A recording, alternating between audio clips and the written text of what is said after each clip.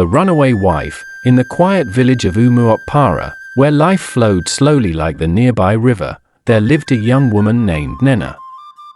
She was known for her beauty, skin as smooth as palm oil, eyes bright as morning stars, and hair like black silk. Many men admired her, but it was Chidi, a hard-working farmer, who won her heart. Their marriage was celebrated with drumming, dancing, and laughter that lasted until the moon climbed high into the sky. At first, their union was peaceful. Chidi tilled the land and brought home yams and cassava, while Nena managed the household, cooked, and cared for their little boy, Obinna. But as months turned into years, cracks began to show. Chidi became withdrawn, consumed by his struggle to provide. He often returned home late, covered in dust and sweat, and spoke few words to his wife. Nena longed for affection, conversation, and the kind of companionship that had made her choose Chidi over all other suitors. But instead of tenderness, she often received silence, and sometimes harsh words. One evening, as the sky turned crimson with sunset, Nena finally spoke her mind. "Chidi," she began, her voice soft but steady, "our home has grown cold. You work hard, I know, but you have forgotten me. Forgotten us." Chidi sighed, his shoulders sagging. "Nena, the world is not as easy as you think. If I do not break my back, how will we eat? How will Obinna grow?" His words stung. To Nena, it sounded as though her longing for love was a burden.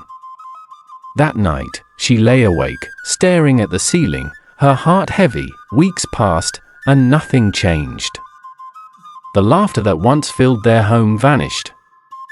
Nena began to dream of escape, of a life where she could breathe freely, be cherished, and perhaps even discover who she truly was beyond the roles of wife and mother.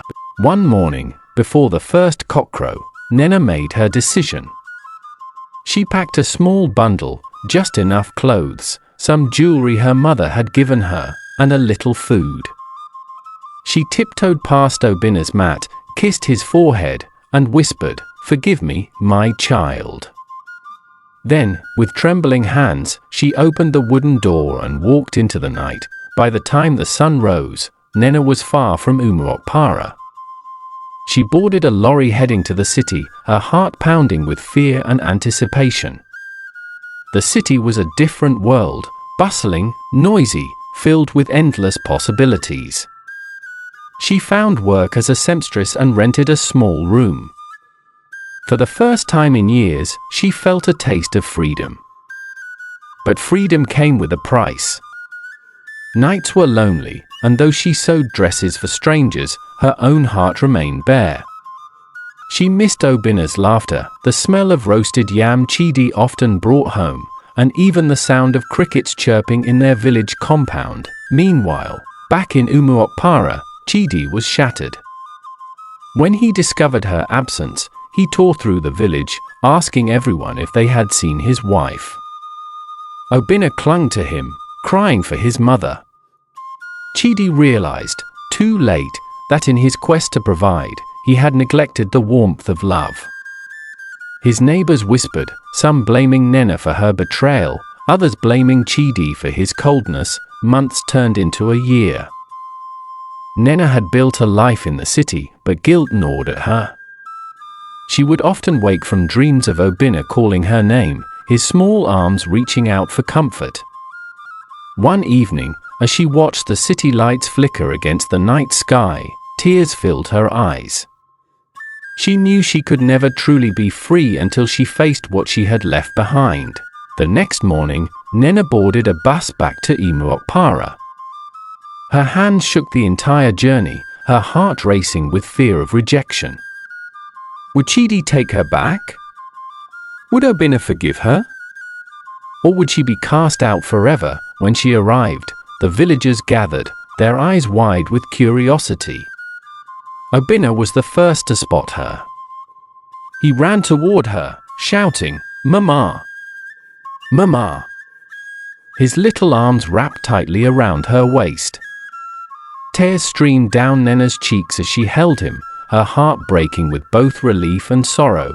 Chidi stood a few steps away, his face unreadable. For a long moment, silence hung in the air. Finally, he spoke, his voice low but steady. "Nena, you left me. You left us. Do you know the pain you caused?" Nena fell to her knees, holding Obinna close. "I was selfish, Chidi, I was lost. I wanted freedom, but all I found was emptiness. If you can find it in your heart, forgive me." The villagers watched, some murmuring, others nodding in sympathy. Chidi's eyes softened as he looked at his wife and child. He, too, had suffered in her absence, and deep within him, love still remained.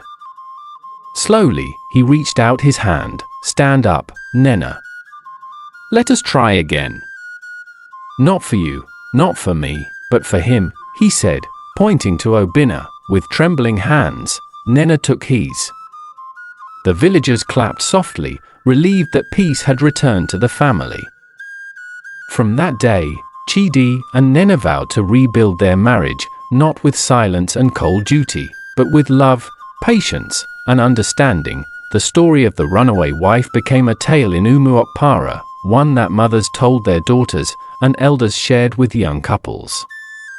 It carried a lesson that love was not just about provision or beauty, but about companionship, patience, and forgiveness. And so, though Nena once ran away, she found her way back, not just to her family, but to the true meaning of home. The end. Don't forget to subscribe, comment, like and share. Thanks for watching.